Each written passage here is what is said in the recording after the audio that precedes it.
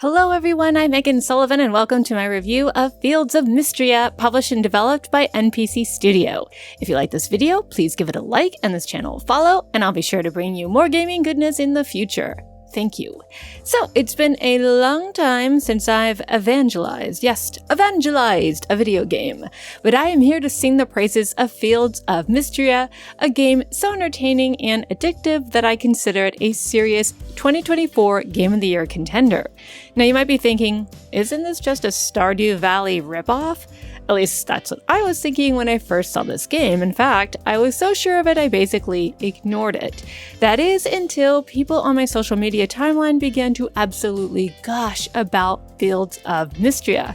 And I thought, fine, I'll give the game a chance. And dozens of fun-filled hours later, I can tell you that if you love Stardew Valley, if you love Harvest Moon, if you love Rune Factory, this nostalgic 90s-looking game is 100% worth your time.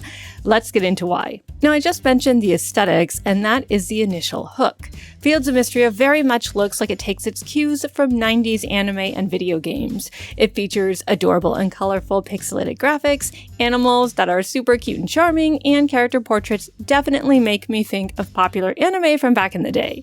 For example, Celine looks like Sailor Venus from Sailor Moon, and I will eat my hat if Juniper isn't based on Naga from Slayers, and I love it. There's even a very pleasant retro soundtrack to go with the retro visuals. Now, I don't know if this is technically a cozy game, but I'm calling it now. There's something cozy about Fields of Mistria.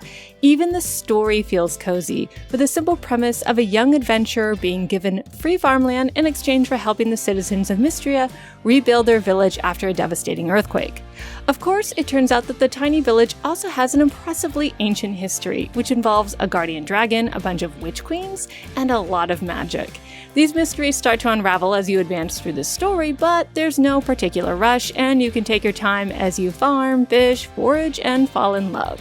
And that's the best part of Mistria. The gameplay loop is extraordinarily satisfying. Now, don't get me wrong, it doesn't exactly reinvent the wheel here, but NPC Studio seems to understand that games like Harvest Moon and Stardew Valley could use a few tweaks to make the gameplay loop a little tighter and more entertaining, and I feel like the developer did a good job with that. How so?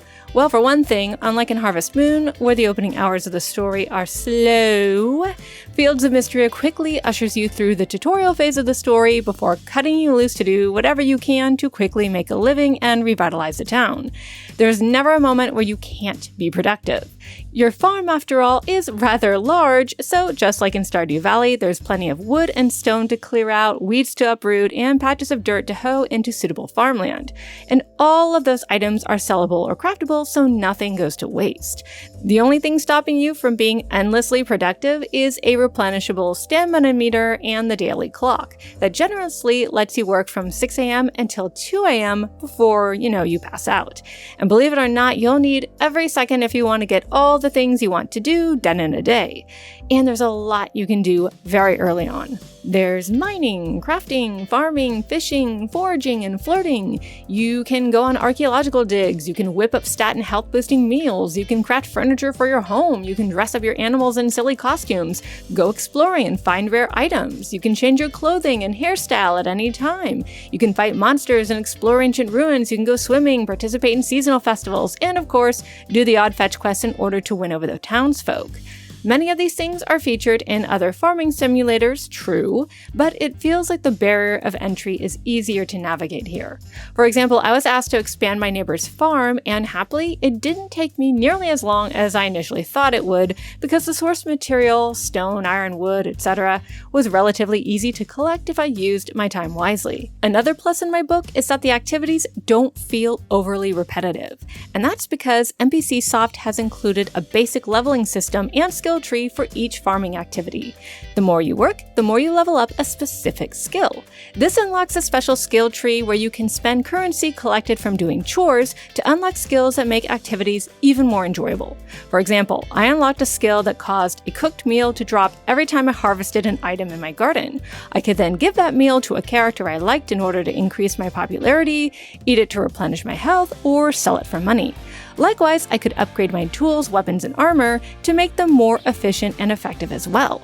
That meant I could run laps around town doing a flurry of activities and still have time for the locals. And in fact, my absolute favorite thing about Mistria are the character interactions. What I love about Fields of Mistria is that unlike in games like Harvest Moon, you can talk to people multiple times a day and they'll say something different almost every time. Better yet, every time you add an artifact to the local museum, every time you help a neighbor, every time you do anything significant, people actually notice. This gives the story a feeling of progression and immersion. Mistria feels like a real community, and I love how every Friday night the townsfolk will get together to play games, have a pint, and socialize. I wish my character could participate in some of these games, but it's still fun watching the townsfolk console, compete, and compliment each other. Speaking of compliments, I also appreciate you have 12 love interests in the game, and they're refreshingly distinct. March and Juniper are the tsundere characters, Hayden is a lovable golden retriever, Selene is a sweet flower girl, Balor is a mysterious traitor, etc., etc. It's fun getting to know these characters and spend time with them, and I genuinely found myself wanting to help them with their problems. Between the satisfying farming life and the deep pool of dateable characters, I want to stay in Mistria for a long time. And with that said, I think it's safe to say I highly recommend this game. If you love farming simulators and want a game that will put a big smile on your face, Fields of Mistria is for you. Thanks so much for watching, guys. See you later.